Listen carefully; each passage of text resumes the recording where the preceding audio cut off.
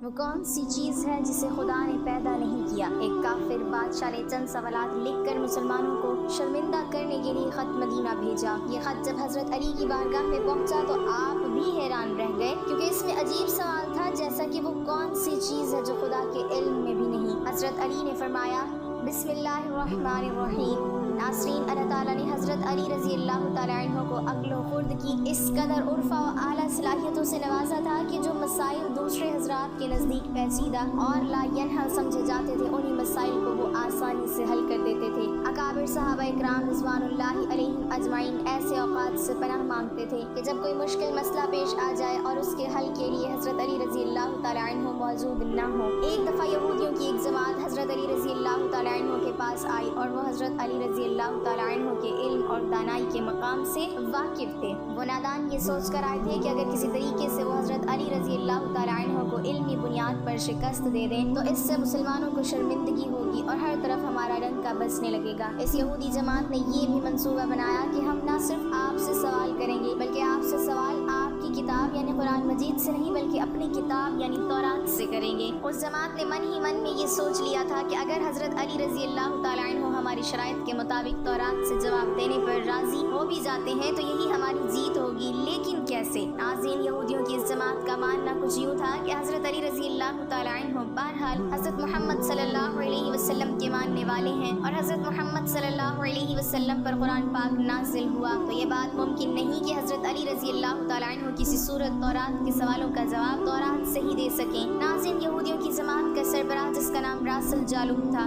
اس کی زیر قیادت یہ جماعت حضرت علی رضی اللہ تعالیٰ عنہ کے پاس آئی تھی۔ راس الجالوت بولا، اے علی، ہم لوگوں نے آپ کے علم کا بہت چرچا سنا ہے۔ حضرت علی کرم اللہ وجہ الکریم مسکرا کر بولے، تو کیا اس بات کی تصدیق کرنے آئے ہو؟ راس الجالوت بولا، ہم آپ سے چند سوالات کریں گے، آپ کو ان سوالوں کا جواب ہماری کتاب تورات سے دینا ہوگا، اور اگر آپ نے سب کے سامنے ہمارے سوالوں کے جواب دے دیے تو ہم آپ کو باب العلم مان لیں گے۔ حضرت علی کرم اللہ وجہ الکریم نے مسکرا کے جواب دیا، میں فی الحال اس بات سے بالکل غافل ہوں کہ تم لوگ کیا سوالات کرو گے اور تم کیا سوچ کے آئے ہو۔ اگر میں تمہارے سوالوں کے جواب دینے میں کامیاب ہو گیا تو کیا تم لوگ دین اسلام قبول کرو گے؟ یہودی اس بات پر آمادہ ہو گئے کہ اگر ان کے تمام سوالوں کے جواب انہیں تورات سے مل گئے تو وہ یہودی مذہب چھوڑ کر اسلام قبول کر لیں گے، اور یہ اس بات کی دلیل ہوگی کہ جن سے آپ نے علم سیکھا ہے وہ یقیناً اللہ کی طرف سے بھیجے گئے سچے نبی ہیں۔ ناظرین، اب تمام معاملات طے پا چکے تھے اور پورا مجمع خاموش ہو کر بیٹھ چکا تھا۔ سوالوں کا سلسلہ شروع ہوا۔ یہودی عالم راس الجالوت نے مجمع کی جانب دیکھا اور علم کے تکبر سے بھرپور لہجے میں سوال کیا، اے علی، یہ بتائیے کہ وہ کون سی چیز ہے جو خدا کے لیے نہیں ہے؟ یہودی یہ جانتے تھے کہ مسلمانوں کی کتاب میں درج ہے کہ ہر چیز اللہ کے لیے ہے، اور اس بات کا جواب حضرت علی کے لیے دینا ناممکن ہوگا۔ مجمع میں بیٹھے تمام افراد سوچ میں ڈوب گئے کہ کائنات میں کوئی ایسی چیز بھی ہے جو اللہ کے لیے نہ ہو۔ تب حضرت علی رضی اللہ تعالیٰ عنہ نے بغیر کسی توقف کے فرمایا کہ تم جاننا چاہتے ہو کہ وہ کون سی چیز ہے جو اللہ کے لیے نہیں ہے، تو اس کا جواب شرک ہے۔ اللہ ہر قسم کے شرک سے پاک ہے۔ تمام مجمع جو بیٹھا سن رہا تھا بے ساختہ واہ واہ کہہ اٹھا۔ ناظرین، اب راس الجالوت نے دوسرا سوال کیا، اے علی،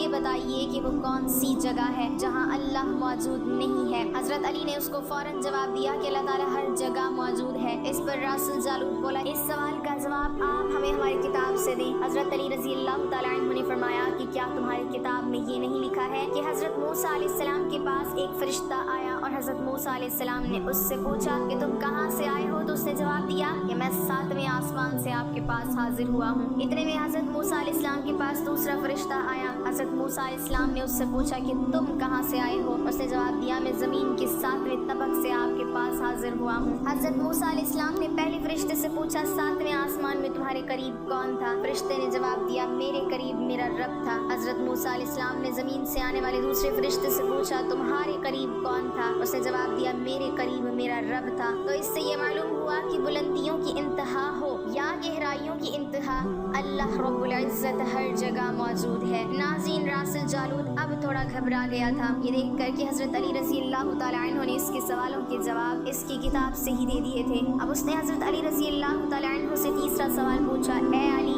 یہ بتائیے کہ وہ کون سی چیز ہے جو خدا کے قریب نہیں ہے؟ حضرت علی رضی اللہ تعالیٰ عنہ نے فرمایا کہ ظلم ایک ایسی چیز ہے جو میرے رب کے قریب نہیں ہے۔ नाज़रीन, अब रासुल जालूत ने पे दर पे शिकस्त खाने के बाद अपने सवालों का ज़ाविया बदल लिया। अब उसने इल्मी सवाल के बजाय तारीखी और साइंसी सवालों की तरफ अपना रुख मोड़ लिया और बहुत ही तकब्बुर भरे अंदाज में उसने पूछा, ए अली, इस चश्मे का नाम बताएं जो ज़मीन पर पहली मर्तबा जारी हुआ। हज़रत अली करमुल्लाहु वजहुल करीम बोले कि उस चश्मे को छोड़ो, पहले ये बताओ कि तुम्हारे दिल में क्या है। और तुम्हारे दिल में ये है कि वो चश्मा बैतुल मुक़द्दस की एक चट्टान के नीचे है। रासुल जालूत के मुंह से बेसाख्ता हाँ निकला। तो हज़रत अली बोले कि आज अपनी इस्लाह कर लो, क्योंकि ज़मीन पर बहने वाला पहला चश्मा वो नहीं जिसे तुम लोग समझते हो, बल्कि ज़मीन पर बहने वाला पहला चश्मा वो है जिससे हज़रत खिज़र अलैहिस्सलाम ने पानी पिया, और यही वो चश्मा है जिससे आब हयात जारी हुआ। नाज़रीन, रासुल जालूत अब मज़ीद घबरा गया था। उसने घबराहट में हज़रत अली रज़ी अल्लाह ताला अन्हु से एक और तारीख़ी सवाल किया, ए अली, ये बताइए कि वो कौन सा पत्थर है जो आसमान से पहली दफ़ा उतारा गया। हज़रत अली ने जवाब देने से पहले एक जुमला कहा, यकीनन तुम लोगों के ज़हनों में पहला पत्थर वो है जो बैतुल मुक़द्दस में नस्ब है, लेकिन तुम इस बात को क्यों भूल जाते हो कि खाना काबा बैतुल मुक़द्दस से कहीं पुराना है और हिजरे अस्वद उसी वक्त नस्ब किया गया जब खाना काबा पहली दफ़ा तामीर हुआ था, और वही पहला पत्थर है। यहूदी आपके जवाबात सुनकर हिम्मत न कर सके कि उन्हें गलत करार दें, क्योंकि वो हर जवाब इंतहाई दलील के साथ दे रहे थे और उनकी इस्लाह भी करते जा रहे थे। अब की बार रासुल जालूत ने एक साहब से सवाल पूछा। उसने पूछा, ये बताइए कि वो कौन सी चीज़ें हैं जो मुसलसल कम और ज़्यादा होती रहती हैं। हज़रत अली रज़ी अल्लाह ताला अन्हु बग़ैर किसी तवक्कुफ़ के बोले कि तुम अपने माह साल पर गौर करो तो तुम्हें खुद ही इस सवाल का जवाब मिल जाएगा। रासुल जालूत ने पूछा, वो कैसे? आपने फरमाया, कोई दिन अगले दिन के बराबर नहीं होता, इसी तरह गुज़श्ता रात अगली रात के बराबर नहीं होती। यही वो दो चीज़ें हैं जो मुसलसल कम और ज़्यादा होती रहती हैं। रासुल जालूत ने जवाब सुनकर हज़रत अली रज़ी अल्लाह ताला अन्हु से एक और सवाल किया कि ज़िंदा रहने की पहचान सांस लेना है। क्या कायनात में कोई चीज़ ऐसी भी है जो सांस लेती है मगर ज़िंदा नहीं? हज़रत अली ने फरमाया कि सुबह जब निकलती है तो सांस लेती है, हालांकि सुबह के पास ना रूह है ना जान। ये सुनकर वो जल्दी जल्दी बोला, अच्छा ये बताइए कि दुनिया में वो कौन सी जगह है जहाँ सूरज की किरणें एक दफ़ा तो पड़ी लेकिन दोबारा उस जगह कभी सूरज की किरणें नहीं पहुँच सकी। हज़रत अली रज़ी अल्लाह ताला अन्हु ने फरमाया, हाँ, ये समंदर की वो जगह है जहाँ से हज़रत मूसा अलैहिस्सलाम और उनकी कौम गुजरी थी, और समंदर अल्लाह ताला के हुक्म से दो हिस्सों में तकसीम हो गया था। बस उस काफिले के गुजरते हुए सूरज की किरणें उस जगह ज़रूर पड़ी थी, लेकिन इसके बाद सूरज की किरणें कभी भी वहाँ नहीं पहुँच सकी। नाज़रीन, जवाब पाते ही उसने हज़रत अली रज़ी अल्लाह ताला अन्हु से फिर सवाल किया कि ये बताएं कि वह कौन सी दो चीज़ें हैं जो हमेशा गायब रहती हैं और वो कौन सी दो चीज़ें हैं जो हमेशा हाजिर रहती हैं। हज़रत अली रज़ी अल्लाह ताला अन्हु ने फरमाया कि आसमान और ज़मीन की तरफ देखो, ये दोनों तुम्हें कभी गायब नज़र नहीं आएंगे, ये दोनों हमेशा हाजिर रहते हैं, और मौत और ज़िंदगी को ढूंढो तो तुम्हें उनके बारे में कभी पता नहीं चलेगा कि वो कहाँ हैं और कब आ जाती हैं। अगला सवाल रासुल जालूत ने ये किया कि ए अली, ये बताइए कि वो कौन सी चीज़ है जिसका खालिक खुद अल्लाह है मगर उसी के बारे में खुद सवाल भी करता है। हज़रत अली बोले, हज़रत मूसा अलैहिस्सलाम का असा मुबारक का खालिक खुद अल्लाह है, और उस असा के बारे में उसी ने खुद मूसा अलैहिस्सलाम से सवाल भी किया और पूछा कि मूसा, ये आपके हाथ में क्या है? फिर उसने अगला सवाल किया कि बैतुल्लाह का तवाफ तो जी हयात करते हैं, लेकिन उस बेजान चीज़ के बारे में बताएं जिसने बैतुल्लाह का तवाफ किया। हज़रत अली करमुल्लाहु वजहुल करीम बिला तवक्कुफ़ बोले कि कश्ती नूह एक ऐसी बेजान चीज़ है जो तूफ़ान के दौरान उस मकाम पर पहुंची जहां बैतुल्लाह है, तो उसने उसके गिर्द 7 चक्कर लगाए। उसने बाबुल इल्म हज़रत अली रज़ी अल्लाह ताला अन्हु से कई सवाल किए और तमाम के जवाब आपने बिल्कुल ठीक ठीक बिना तवक्कुफ़ दिए। तो मजमे में बैठे हुए एक यहूदी बोला कि हज़रत, दुनिया में हर शख्स सोच के जवाब देता है, लेकिन आप तो हर सवाल का जवाब बिला तवक्कुफ़ दे रही हैं। हज़रत अली रज़ी अल्लाह ताला अन्हु ने इस सवाल के बदले उस यहूदी से एक सवाल किया, बताओ तुम्हारे हाथ में कितनी उंगलियां हैं? उसने फ़ौरन जवाब दिया, 5। हज़रत अली रज़ी अल्लाह ताला अन्हु ने फरमाया, तूने भी तो फ़ौरन मेरे सवाल का जवाब दे दिया। उस यहूदी ने कहा, या अली, ये कैसी बात हुई?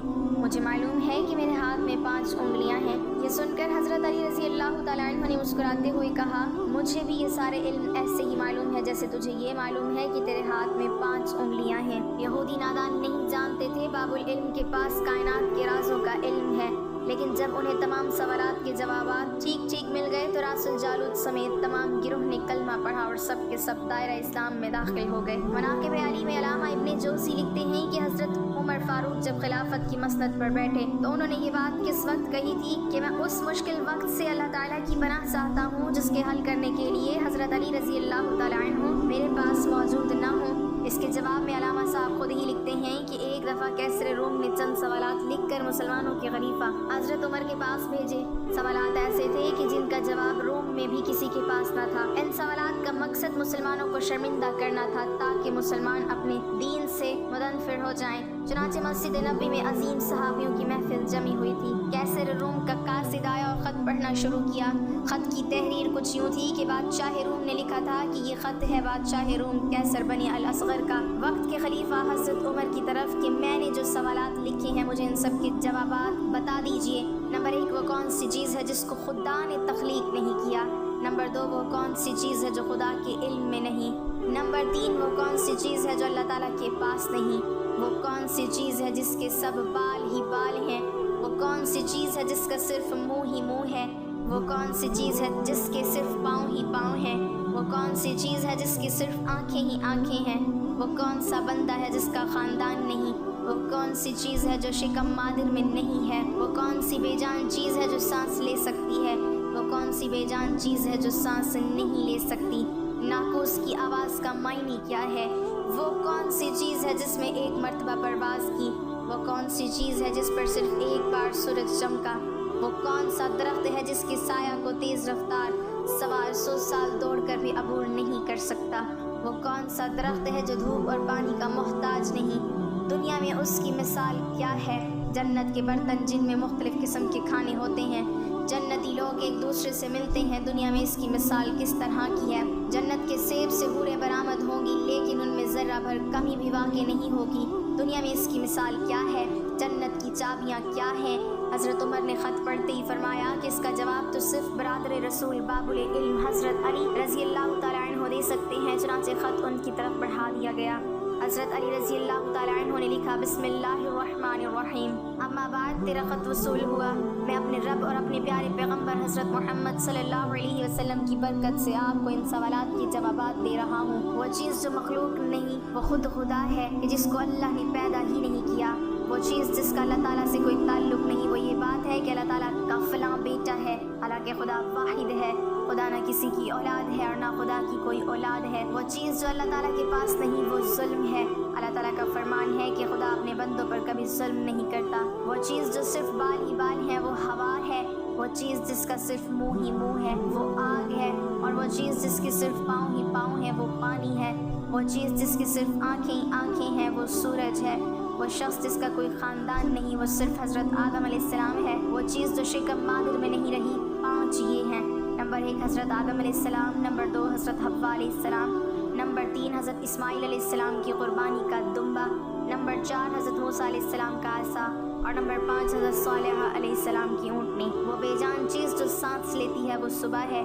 नाकूस की आवाज़ के मायने ये हैं, हक है ठहरो ठहरो, खुदा आदिल है और वो सच्चा है।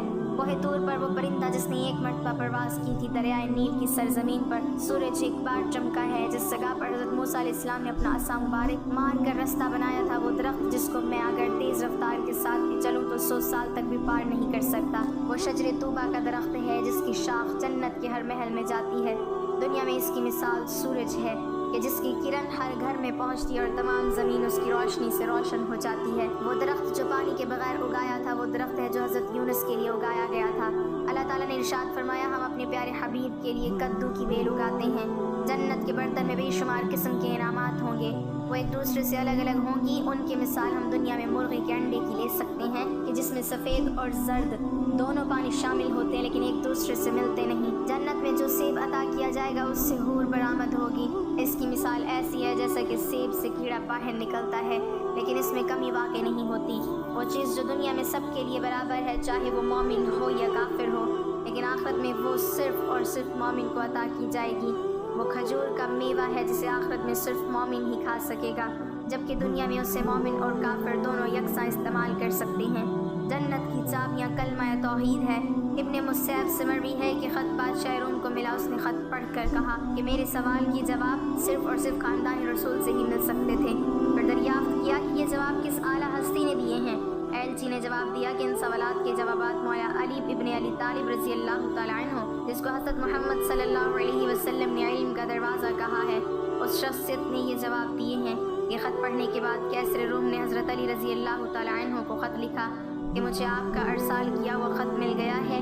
वो पढ़कर मुझे यकीन हो गया है कि आप अहले बैत हैं और रिसालत का कीमती ख़जाना है। आप ही हकीकी शुजाअत और इल्म के वारिस हैं। कैसर रूम ने अपने दूसरे ख़त में लिखा कि मेरी ये ख्वाहिश है कि आप मुझे मज़हब और दीन की मज़ीद मालूमात भेजें। मैं ख़ास तौर पर रूह की वजाहत चाहता हूँ, जिसका जिक्र खुदा ताला ने अपनी किताब कुरान मजीद में किया है। ऐ नबी, लोग रूह के बारे में तुझसे पूछते हैं, तुम उन्हें बता दो कि रूह मेरे परवरदिगार का अमर है। ये रूह क्या चीज़ है? मौला अली रज़ी अल्लाह तआला अन्हु ने जवाबन ख़त में ये लिखा कि अम्मा बाद, रूह एक नूरानी नुक्ता है और एक गैर मरई मखलूक है जिसको अल्लाह ने अपनी कुदरत कामिला से पैदा फरमाया है और अपने ख़ास ख़जाने से निकाल कर अपनी मलकियत में रखा हुआ है। और यही रूह ही असल में हर चीज़ का सबब ज़िंदगी है और हर रूह जानदार के पास एक वक्त मुकर्ररा तक अमानत है। जब उसकी मुद्दत मुकम्मल हो जाती है तो खुदा उसे वापस अपने पास बुला लेता है। अल्लाह पाक हमें बेहतर अमल करने की तौफीक अता फरमाए और हमें ईमान की दौलत से मालामाल करे, आमीन। नाज़रीन, कमेंट बॉक्स में अल्लाह ताला की 99 नामों में से एक नाम ज़रूर टाइप करें।